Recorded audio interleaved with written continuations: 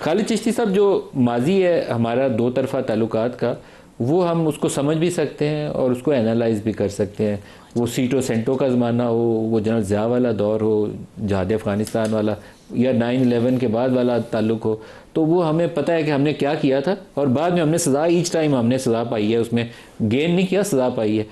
अब क्या होगा बायलैटरल रिलेशनशिप की, कौन सी ऐसी जहत होगी जिसमें हम उनके साथ जुड़ने जा रहे हैं? क्योंकि ट्रंप के जो बयानात और जितनी उन्होंने इज़्ज़त दी पाकिस्तान के आर्मी चीफ को, वैसे तो वो एक तरह से जब इज़्ज़त देते हैं फील्ड मार्शल को, तो बड़ा खुशी इसलिए होती है कि इंडिया में उस पर काफ़ी सफ़े मातम बिछती है, तो मैं बहुत खुश होता हूँ कि उनको तकलीफ पहुँच रही है। लेकिन एटलीस्ट पाकिस्तान शुड अंडरस्टैंड कि हमारी रिलेशनशिप की अब नई बेसिस क्या है, हमारी इंगेजमेंट के पैरामीटर्स क्या हैं, उसमें हमारे लिए गेन क्या है। क्या हम वो रेडिकुलाइजेशन जो पहले पाकिस्तानी सोसाइटी में लाई है, कोई ऐसी कोई इस तरह की तो तल्लुकात की नोयत नहीं है? क्या इसको प्रॉपरली अंडरस्टैंड करना, एनालाइज करना ज़रूरी नहीं है एयर कमोडोर साहब?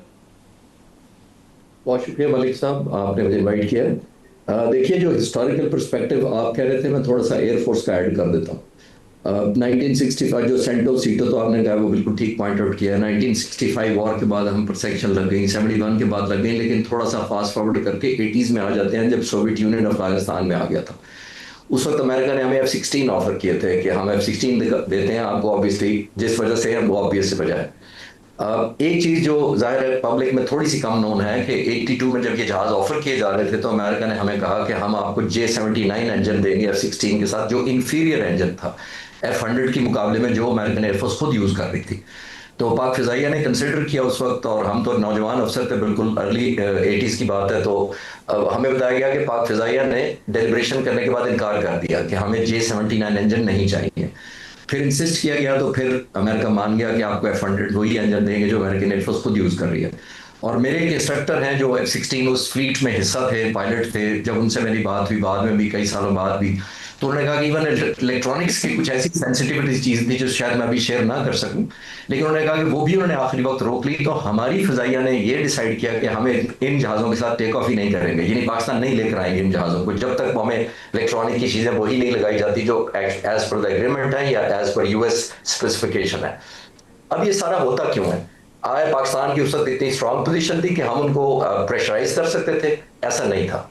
हर मुल्क जो मैं समझता हूं कि कोलैबोरेट करता है, वो अपनी अपनी नेशनल इंटरेस्ट के हिसाब से करता है। वो जैसे हम बात कर रहे हैं कि कोई मुल्क आउट ऑफ द वे नहीं जाता किसी के लिए।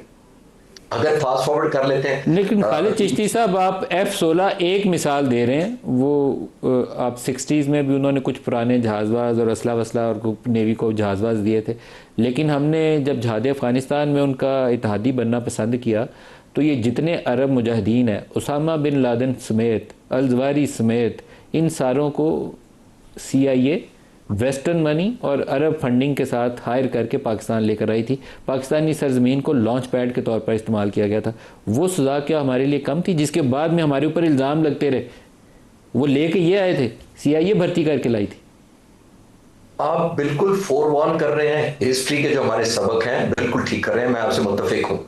लेकिन मैं एक और पॉइंट जो हाईलाइट करने की कोशिश कर रहा हूं, वो कह रहा हूं कि कोई भी मुल्क अपने नेशनल इंटरेस्ट के लिए, चाहे वो अमेरिका हो चाहे कोई और मुल्क हो, अपने नेशनल इंटरेस्ट के अलावा आउटसाइड नहीं किसी से कोलैबोरेट करता।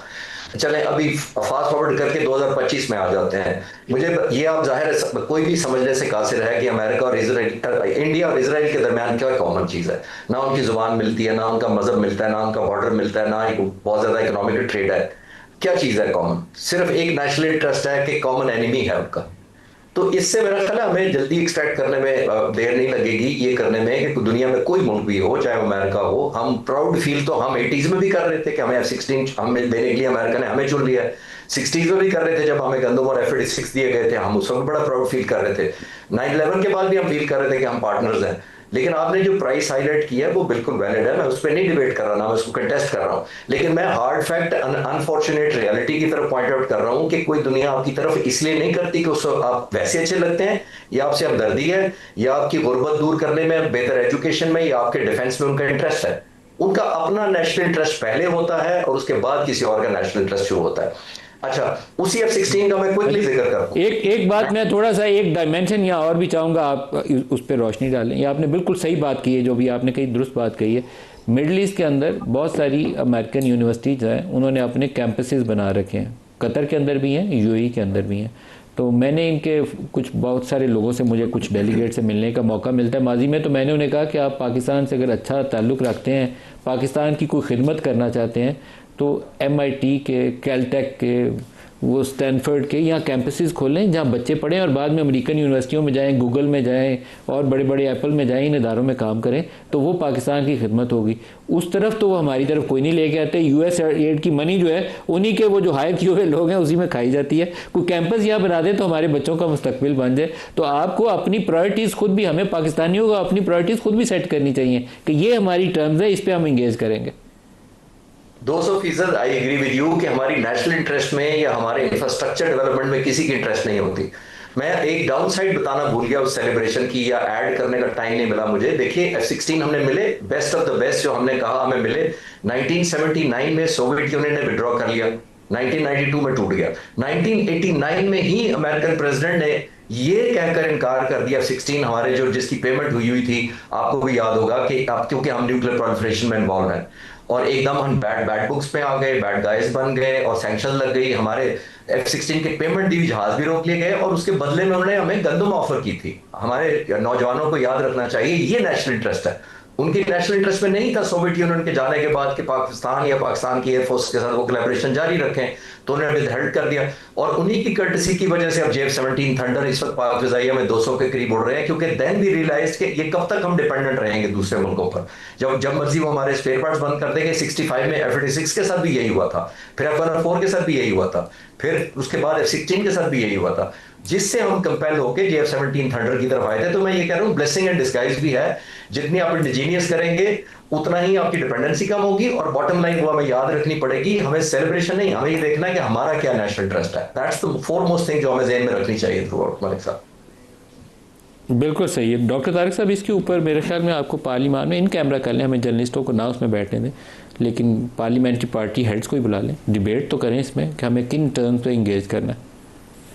देखिए, हो सकती है मलिक साहब, और उससे पहले भी पार्लियामेंट में जब भी कभी कोई असास नौयत की कोई सिचुएशन पैदा हुई है मुल्क में, तो इन कैमरा डिबेट्स भी हुई हैं। सिक्योरिटी के जो अफसरान हैं, आर्मी चीफ भी तशरीफ़ लाए, हमारे जो इंटेलिजेंस इदारों के चीफ हैं वो भी आए, और ब्रीफिंग्स भी हुई, डेलीब्रेशंस भी हुई। उसमें अपोजिशन भी, अनफॉर्चुनेटली इस दफ़ा वो बाइकआउट कर गए थे, लेकिन अपोजिशन के लोग भी होते हैं, तो ये हो सकती है, ये कोई ऐसी बात नहीं है। लेकिन कम अज़ कम मेरा इस बात के ऊपर बिल्कुल यकीन है कि पार्लियामेंट में चाहे वो अपोजिशन बेंचेस हैं, चाहे वो गवर्नमेंट बेंचेस हैं, जब भी इस तरह की कोई डिबेट होती है तो उसमें पाकिस्तान की बात होगी इंशाल्लाह, और पाकिस्तान के लिए बेहतरी की बात होगी। देखें, अभी जो मैंने बिल्कुल प्रोग्राम के शुरू में जिससे अपनी गुफ्तगू का आगाज़ किया था कि कोई भी जो पॉलिसी होती है, कोई भी किसी बैरून के दूसरे मुल्क के साथ एंगेजमेंट होती है, जैसे आप गेम कह रहे हैं, उसमें सबसे पहले हर मुल्क अपना फ़ायदा देखता है। और यही हमारे ऑनरेबल जो दोनों पार्टिसिपेंट्स हैं आपके प्रोग्राम में, उन्होंने भी यही बात की कि वो पॉलिसी जो होती है, एंगेजमेंट होती है, उसमें आपका अपना इंटरेस्ट, और कोई मुल्क भी जो है वो आपसे हमदर्दी की बुनियाद के ऊपर आपके साथ एंगेज नहीं हो रहा होता, उसमें यकीनन उस फ़ायदा होता है।